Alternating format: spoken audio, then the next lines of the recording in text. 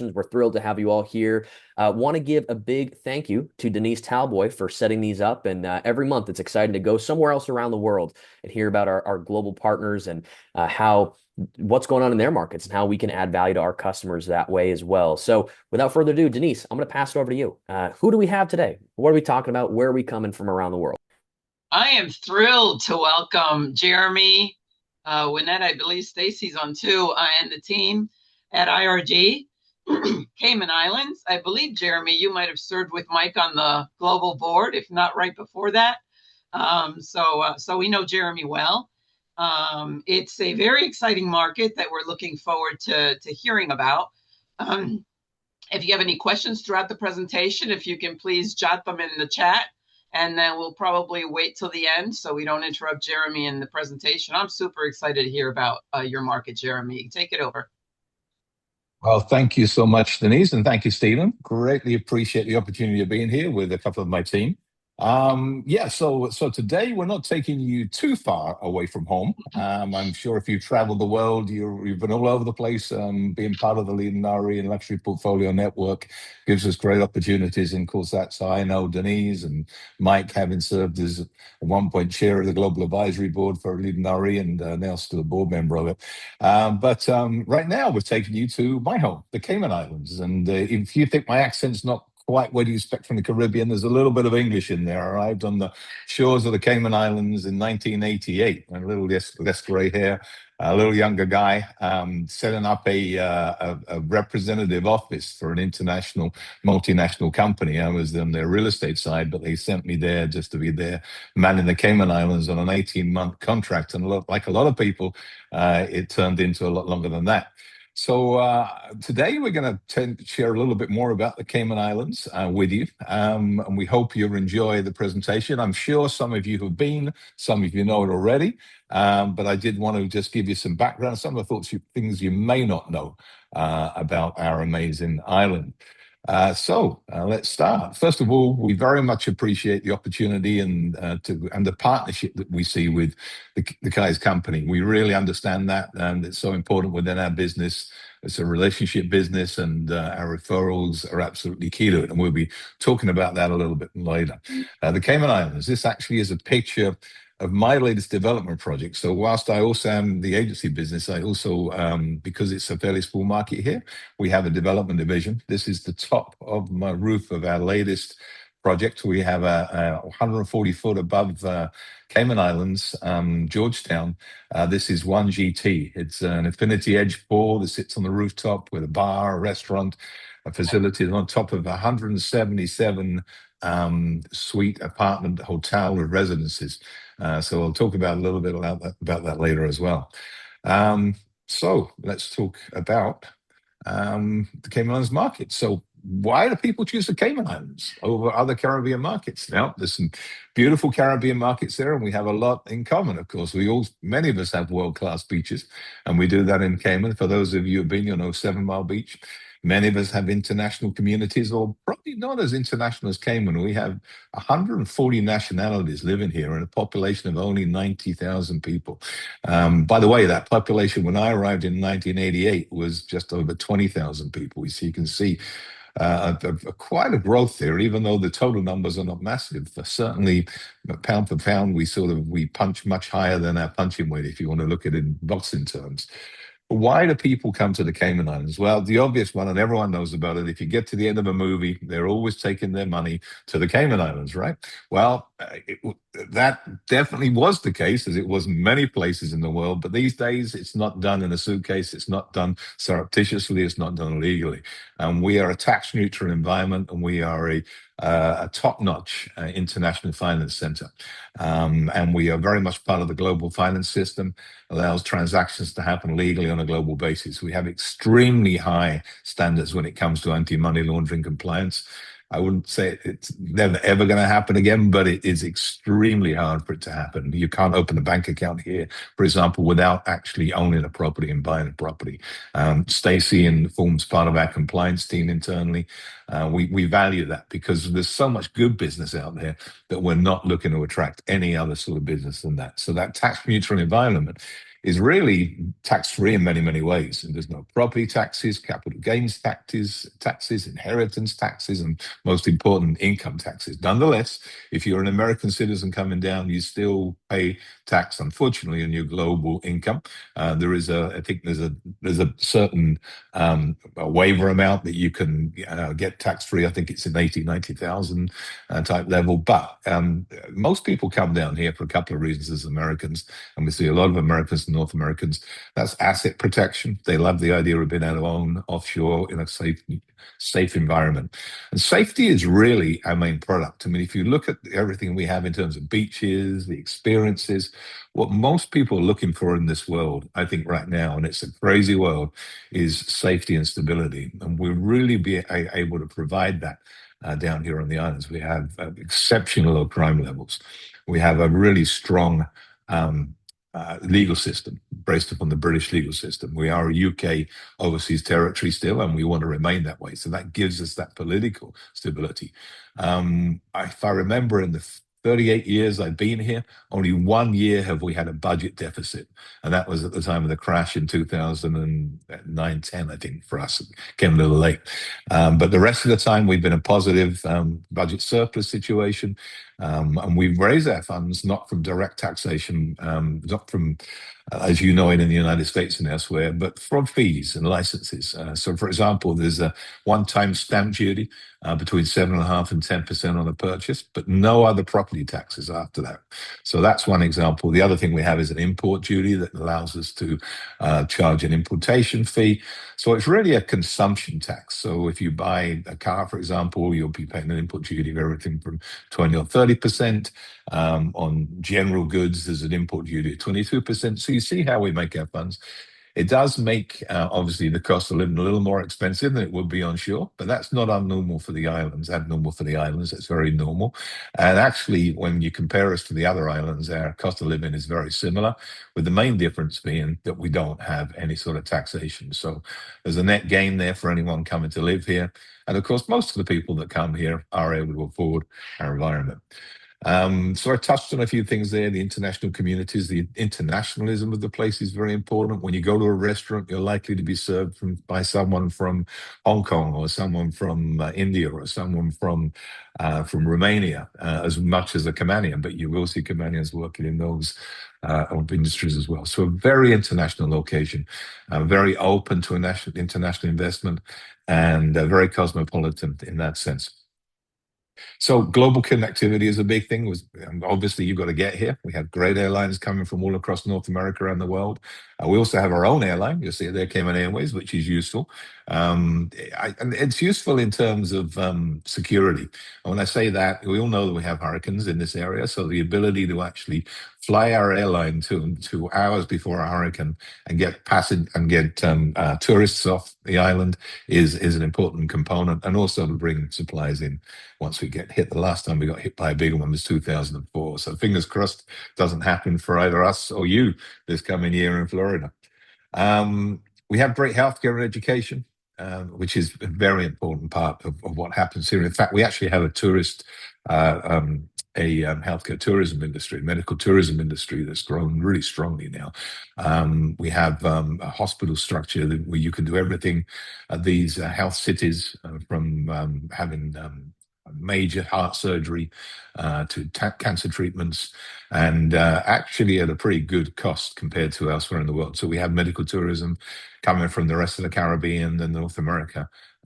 Great standards of healthcare, which is really comforting for investors to know, especially those who are getting a little on in their lives, people like me, and gives us the opportunity to know that we don't have to fly off if we have a challenge. Most of the things can be handled locally. Most importantly, we have a world-class lifestyle. There was a time when Cayman was the back office for banks, when the majority of people here were bankers and accountants counting the money. Now it's a highly cosmopolitan international set. I mean, most recently, it's become a much younger set. Fintech billionaires. My next door neighbor, but two, is a young guy in his mid 30s now, who came with his partner during COVID. from Singapore, moved his blockchain business here, just took it for an IPO a couple of months ago to NASDAQ, and is now worth over $10 billion. I live in a nice neighborhood, but I hear he's building even bigger compound and house there. But the great thing is he's not just come himself, he's moved his family here and he's moved his team from Singapore here. So we've got all his corporate executives coming to the Cayman Islands as well. And the legal systems and the other lifestyle opportunities really support that type of relocation of top-notch individuals. So it is really a world-class lifestyle, and we've become a very desirable market. And yeah, if you looked at our quarterly report that came out just a few days ago, and Stacey's responsible for this, we literally are seeing the highest quarter in Cayman's history. Our total transaction volume for the island will seem low compared to obviously Florida and what you do. We're doing about $1.65 billion a year. But when you compare that to other Caribbean islands, we're head and shoulders above them, especially for a population of 90,000 people. Our average transaction value is $1.62 million. We are literally in the middle of the biggest growth curve we've seen in the Cayman Islands. And one of our biggest challenges is making sure that we ensure that the quality of people that come are the right ones, and that we control that growth, that we manage that growth properly in terms of infrastructure. We don't want to in any way affect these amazing assets that we have. So we talked about global connection and connectivity. This is not the location of the Cayman, Grand Cayman. This is a map of it. We're not that big and we're not that close to Cuba. We're actually a little dot just below Cuba, but that just gives you an indication of how far we are from Miami, only an hour and 10 minutes away by plane, and also by Havana. And we do have regular flights to Cuba, or we did until recently. And that might be an opportunity for some people looking to base themselves in Cayman going forward as Cuba hopefully opens up. And these are the other flights times that we have from right across the United States and other destinations, including London, direct flights from British Airways from London, most days a week. This will give you the idea of the connectivity that we have. And there's us right there on 7 Mile Beach. We have a beautiful sales office, which we share with the Mandarin Oriental developer, who is our primary development client right now. There's a Mandarin Oriental development being developed in Grand Cayman.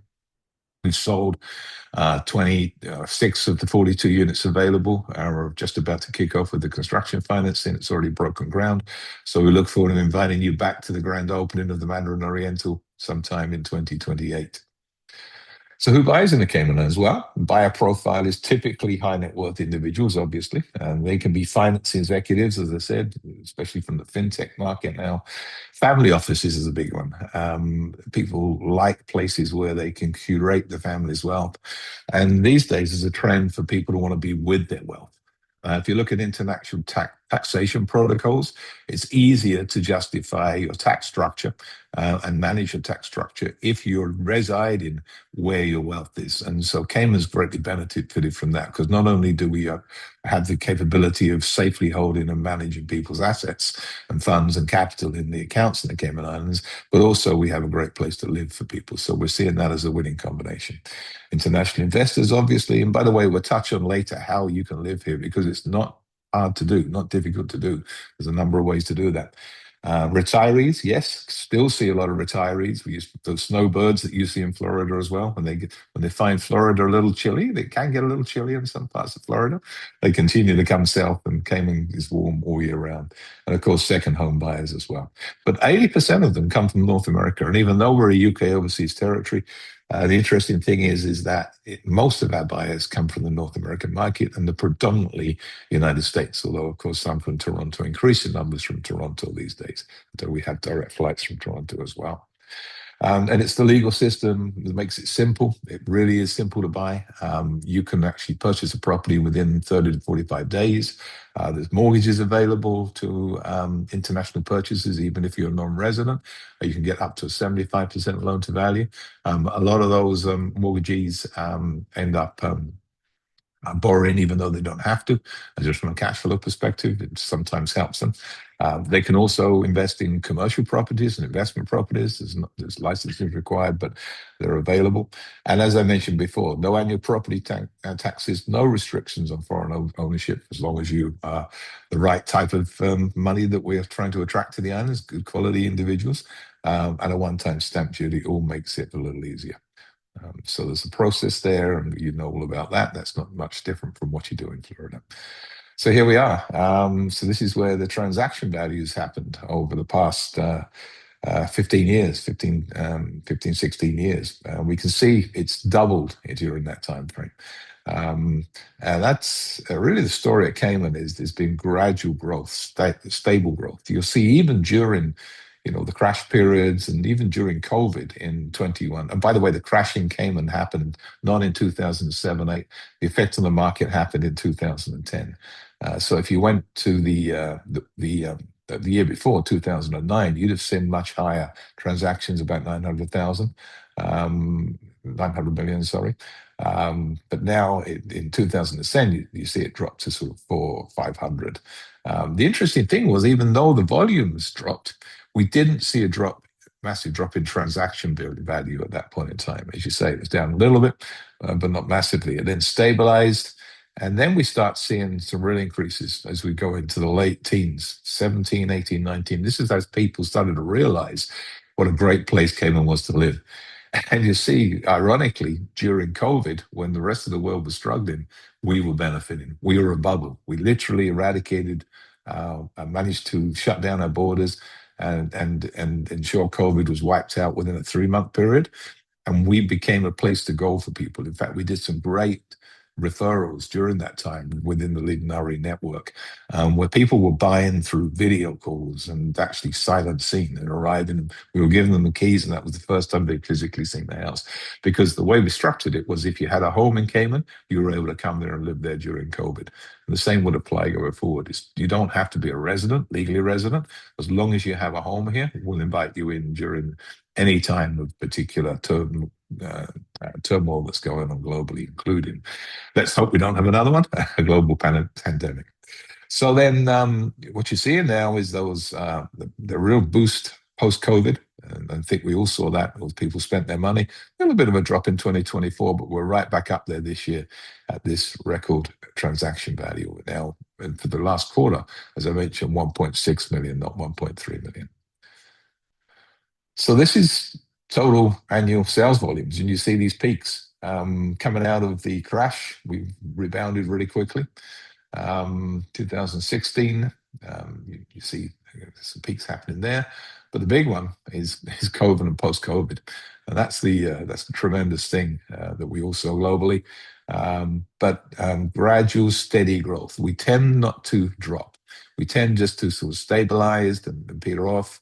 And if you go back even longer than this, you'll see this very steady growth, which is always good for investors because they like to see that story of resilience, because this shows resilience to everything from natural disasters such as hurricanes.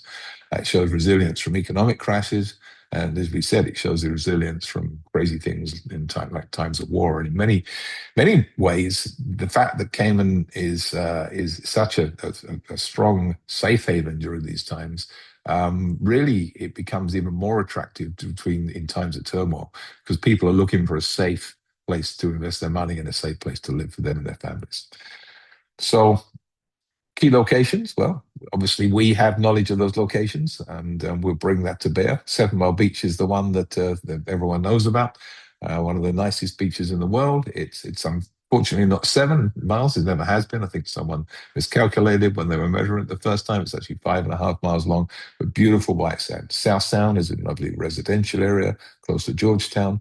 West Bay, more of a local community, but some nice marinas and nice residential locations there as well. You can see these canals. This is North Sound, which is the famous Stingray City, is located there if you've ever come here before. Beautiful boat trips. So this is a whole boating area, boating marina in this area. You can see the canals that are facing into that. That's a lagoon protected environment. Rum Point, beautiful location for residences as well. A lot of it's preserved. You can see these little white dots in the center of the map there. That's our central mangrove swamp. We're really focusing properly from an ecological conservation perspective. We understand that drives the ecosystem for us, and that ensures our marine environment is strong. So preservation and conservation is very much balanced with development in Cayman. We're on a small island, and we want to make sure that we don't spoil it for ourselves and anyone else as well. So, Cayman property market, let's see what you get for your money here. This is US dollars, of course. We have a Cayman dollar, which is slightly stronger. So, under $1 million, you can buy oceanfront land, whether it be a Little Cayman in Grand Cayman and develop yourself. You can get a nice two-bedroom condo in land, probably not too much on the beach for $1 million in Cayman, probably in some of the more outlying areas and some more remote beaches. But on 7 Mile Beach, price point tends to start about $2 million for a condo. $1 million plus, yes, you can get canal front homes, smaller ones. You can get some for between $1 and $2 million condos on 7 Mile Beach, some of the older ones. But I can tell you the story on 7 Mile Beach is very much of significant growth now. In terms of price per square foot, some of the latest developments we're seeing are selling now the Watermark, which is a luxury boutique residence with its own amenities, including spa, gym, restaurant, butler service, right on 7 Mile Beach. The latest units there are selling at $3,800 per square foot, which is probably the price you're seeing at some of the best properties I would suspect in central Miami and elsewhere, and the keys to the beaches. That's really grown recently. The average price on 7 Mile Beach is now $2,000 to $2,500 US dollars per square foot. And that's shot up since 2008, 2009. We probably were just about topping $1,000 per square foot. So you see the price increase for those prime products on 7 Mile Beach really significant. Most homes, and we consider that the luxury market, will be in the $5 million plus range. And though that will be a 4 or 5 bed home on a canal, top amenities, really nice size in terms of space and high quality design and high quality construction. And that's one of the great things about the market here. If you do want to come down and build, there are really great design teams, really strong contractors, and developers building a great product. There you'll see $10 million plus. You can look at a couple of options there. There's one of our units at the Mandarin Oriental, about 4,500 square foot. Beautiful, beautiful unit spread over about 70 acres on 1,000 foot of beach. So, and that's off 7 Mile Beach, been in a beautiful enclave. As I said, we've sold 26 out of 42 units there, and we're starting full construction. We've already done the foundations and footings, but we're going vertical in November. So we're doing a big cocktail party then, so I'll be looking forward to sending you all invites. If you want to come down to there, we'll treat you like royalty, as we always do within key partners in the Lead Nari group. Looking forward to that. And of course, then there's an office component, office investment component. So for that price point, $10 million, you could probably pick up a 25,000 square foot office block in sometime somewhere in Georgetown, Cayman Islands, and that would provide a sort of a typical return of about 7% cap rate per annum, 7 to 8% per annum. Okay. So there's a number of ways I mentioned of being here. Not all of them are that expensive. All of them involve real estate, one way or another, or investment one way or another. The first one is permanent residency. And with permanent residency, you actually get the route way to achieve a British passport, which is actually quite attractive to some investors. Now, the majority of small island nations which are independent, they have their own passport. And we don't have our own passport in the Cayman Islands. We have sorry, let me rephrase that. We don't have our citizenship in the Cayman Islands, so we can't give you Cayman citizenship. What we can give you is permanent residency. And then you can also get permanent residency and buy the right to work with it. So if you have your own company you want to set up there with permanent residency, you can also have the right to work down there. So it's not just sitting on the beach. And we find more and more investors want to remain active. Of course, nothing's stopping them from getting on their computer and doing work without the right to work. But if they wanted to, for example, get involved in property development or get involved in managing, setting up a family office, they can definitely do that and work in the islands as well, which is different from many of the other islands. The permanent residency route is 2.4 million US dollars in developed real estate. No additional investment required. and you only need to be here for a day per year. Now, if you don't come and you just get a residency, I don't know why you wouldn't want to be here a day per year. Most residents tend to stay between 3 months and 6 months per year. Some live year round. I have a friend who's came here 5 years ago and has never left. He loves it so much. He's an elderly gentleman. Just said enough with travel. I just love the view every morning I get up with, and I love the way the Cayman Islands treats me. This also includes your spouse and your dependents under the age of 18. If they're at college, under the age of 24, and they all fall under permanent residency, one permanent residency. And that's an investment of 2.4 million. They are looking at increasing that because, frankly, the 2.4 million is a very low amount for a luxury property in Cayman now. It may increase at some point to 3 to 4 million in the near future. Nonetheless, right now it's 2.4. The second route is a slightly lighter version, and it doesn't give you the ability to move forward to Cayman status and a Caymanian passport. This is just a one-off 25-year certificate, and it's around 500,000 Cayman dollars, which is why you see 610,000 US dollars. That's the conversion rate. You also need to invest additionally, whether it be in a bank deposit or in shares in a local company, for another 500,000 CI dollars and 610 US, so 1.22 million in total. And that's a residency requirement that requires you to stay 30 days a year. Again, not a long time. Most people stay much longer. And the term is 25 years and it's renewable. Okay. But there's other ways of being here. As you said, we have a 90,000 population, but many of those are here on work permits, working within various industries. We have a couple of our agents who are here on work permits. We're looking to grow our company, so that's one way of doing it because we can't get all of that employment out of the local population. And those employment work permits are available for where a Caymanian is not available to do the work. And in various industries, from legal to healthcare, hospitality, technology, construction, financial services. And that is a pathway towards long-term residency, because if you stay up to 8 years, you can then apply for permanent residency using a points system. So you don't have to be wealthy to get permanent residency. You can get it by the amount of time you spend here. Now, the bar is quite high because obviously the size of the island is limited, so we have limited resources, but nonetheless, there is a pathway to residency for anyone working here as well. And the last one, which I think is the simplest one, quite frankly, and the one that we saw be really popular during post-COVID time, is just second home owners, but through international buyers. As I said, you don't have to have any special license to own a home here.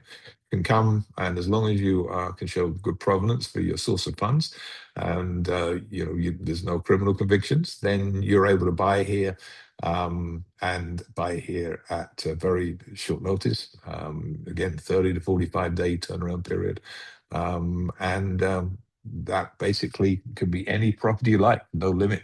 There's no two-tier system, for example, in some places where properties are restricted to locals to buy. Bermuda, for example, has that type of restriction. We don't. You can buy any property, whether it be land, a condo on the beach, a home. You can buy and develop. You can buy commercial property. You wouldn't need a license for that, but so does everybody. Yeah, so it's really easy to have. And you can actually stay 3 months on the island without even needing to get your passport stamped with a home if you own it. And you can stay up to 6 months by getting your passport stamped for a second time. So that gives most people the flexibility they're looking for.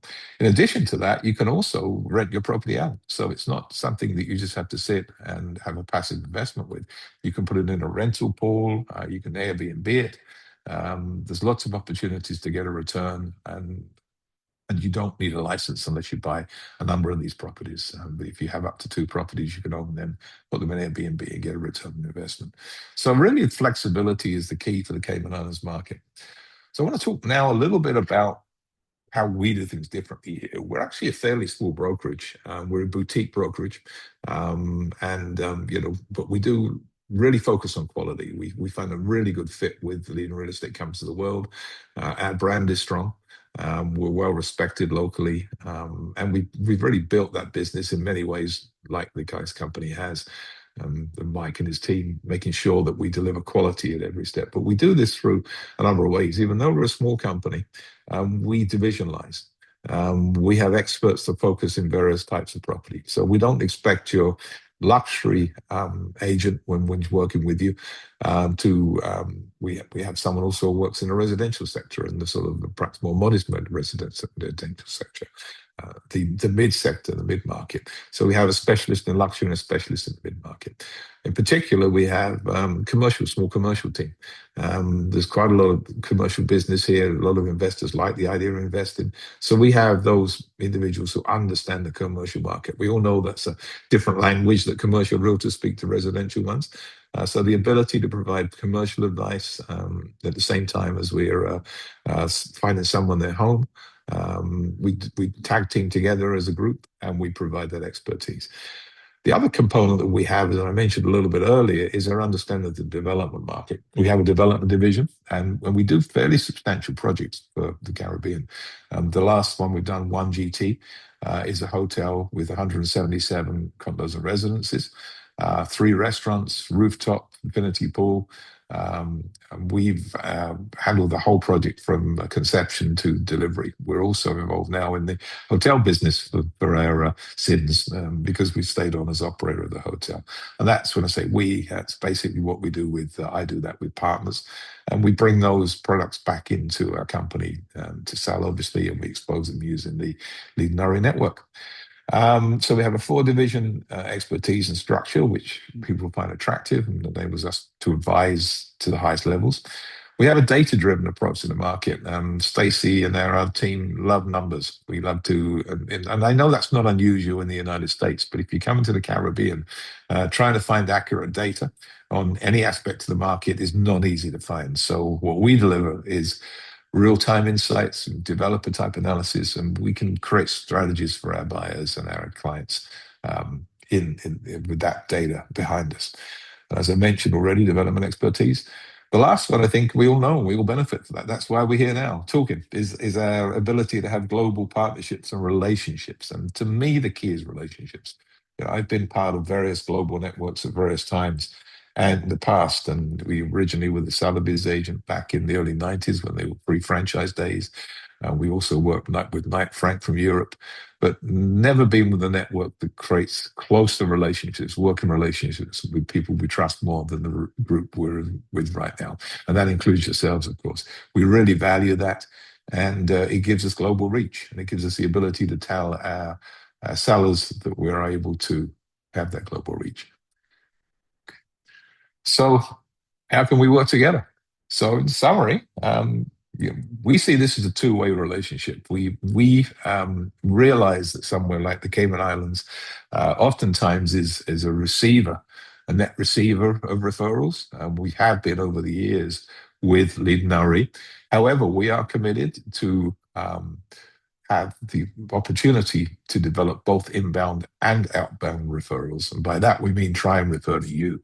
And we're going to get better at that through training our agents, through to actually ask the right questions and do those things that all good referral agents do. And we want that ability to be able to refer business to you in return, as well as receive business for you. We see that as our obligation and responsibility as part of the network. And we see it also as a great opportunity to develop business for ourselves and you. How are we going to do that? Well, communicating transparently, as we're doing right now. We're a great believer in that. But we always will do it guaranteeing one thing, and that's an exceptional client experience. We really, really value your business and your clients. We understand how hard it is to develop those relationships. And we promise absolutely that we will treat any referrals that you send to us, any referring buyers or sellers, in the same way as you would treat them in the way that we would want to be treated and we would want our clients treated. So that's our commitment to you. I think that goes probably without saying, but we've had examples of where we've done it and when we've delivered. This last one was a real estate success story, a referral success story. We were awarded back in Las Vegas just after the COVID-19 pandemic. We got the Lead Nari, leading real estate companies of the world, Referral of the Year award. That did relate to one of those referrals I mentioned to when I think it was a Canadian company, if I remember rightly. It came down, Harvey Callis referred us a client down, and they wanted to buy within 3 weeks. And during COVID, we were able to provide them with the comfort levels that so they could trust us, and that we for the whole transaction. We introduced them to a local legal team. They were buying cash, but we facilitated the transaction. 3 weeks is a small amount of time, even for the Cayman Islands, with their banking structure. Had all the compliance done in place. Found them a short list of properties. We took them on a video tour over 2 days of those properties. Now down the short list with them, recommending which one we felt, by understanding their needs, would be a good fit for them and their family. Within 3 weeks, we'd closed the deal. They were on their way down to us by plane, and we managed to facilitate their. At that time, it was still COVID, so they had to go into a quarantine within their home. So what we did was we went and we shopped for them for a period of 2 weeks. We asked them what they wanted. We stocked up their home with supplies, and they came. They fell in love with the place immediately. It was exactly as they anticipated and hoped. And it was a great success story. And we were recognized for this. It was a $2.5 million sale at the time. They've gone on since to buy another property. So the total value has been about $5 million with us. So we appreciate you. We thank you for the opportunity of being here today. Hopefully this has been useful to give you a bit of an overview about IRG, how we can work with you, and the Cayman Islands. So at this point, I will say no more, apart from thank you, and let us know if you have any questions, and we look forward to working with you. Thank you, Jeremy. This was a very detailed presentation, and we really appreciate it. You answered my question about investors being able to do Airbnb. I assume there's no restrictions there? No, no, it's actually quite well run. As a government, if you're going to do Airbnb, you go and you submit and get a license from government to do it. And there is a property tax, a 13% property tax you're responsible for collecting and paying. But it's very efficiently handled, and it's done above the radar. In some places, it's sort of done below the radar, which is, it's just, you never know when someone's going to come in and sort of whack a tax on you or something like that.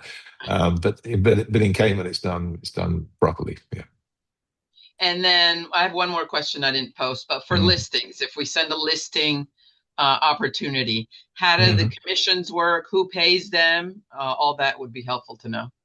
Sure, but it's typically listings in Cayman takes a little longer to sell. Time of market is typically anything between. Well, it depends. I mean, sometimes some things go very quickly, but the average sale time is between 6 months and 9 months. So it's not unusual especially for a high-end home or a property, to sit on the market for that amount of time. So listings are typically a period of a year, and we have an MLS. We're not allowed to discuss this with you. I know that. But our commission structure is not typical. It's determined by the local real estate brokers association through the MLS. But the seller pays, right? Seller pays commission. Yes, the seller pays. Under Cayman law, we don't have buyer's agents. It's interesting because of the way representation works under British law. Effectively, all agents who work within the MLS structure are agents for the vendor, the seller. So effectively, we don't have those challenges that you had recently in terms of that whole issue with the buyer's agents commission. So that's been quite a good miss for us in that sense. But yeah, and the commission structures tend to be between 10% for a smaller type of unit, anything from 100,000, but more typically 5 to 6% of the overall price. Yeah. And then as you know, in Europe, because we all have challenges sending buyers to Europe, they can only show their own listings. Is that similar there, or they could, since you have an MLS, they could see any property? They can see absolutely any property. Yeah, we have a really mature MLS that works well together. Probably on average about 40, 50, probably more, probably 60, 70% of sales are done co-broke sales. As they're a little lower, we tend to try to sell more of our own properties. In fact, Stacey's done some great analysis that shows us, even though we may not be number one by volume, we are number one in terms of productivity. So our ability to close sales, our ability to sell our own properties, our ability to close with buyers is the best on the island. We really pride ourselves for that. But yes, it's a money listening system. And in fact, we really follow the United States, although I understand the MLS situation is not quite as smooth as it was before in the US right now. Well, I don't have any, there's no additional questions. So you did an amazing job at covering so much detail. If I'm going to do one more plug for Leading RE, is both Jeremy and I are attending the Latin America and Caribbean broker forum in Panama. It is open to agents as well. So if you're interested, let me know. And there's also the Global Symposium in Barcelona in October. Yeah, absolutely. And I'm looking at some great faces here. I recognize a couple. I think probably I bumped into you at various conventions. If ever you want to come down to Cayman and just enjoy yourselves, let us know. We will make sure you have an amazing time down here. We'll treat you like Leading RE royalty, as you are to us. So thank you very much, everybody, for all you do. And we look forward to doing business together. Thanks, Denise, and I thanks may very be much that indeed. first visitor, so I'll let you know. And by the way, I have a great hotel you can stay in there with a rooftop infinity pool and That you manage. well, yeah, because there's a few more gray hairs coming from that, I can tell you. But anyway, not Well, me personally. We got a team. Jeremy, Wynette, Stacy, I really appreciate your time in highlighting your area to our agents, our managers. We have several managers that are also attending. Thank you, everybody, for participating, and I'm sure we'll do business together soon. Thanks very much, Denise. Thanks, Steve. Thank you, Thanks, everybody. everybody. Have a Bye. great day. Bye.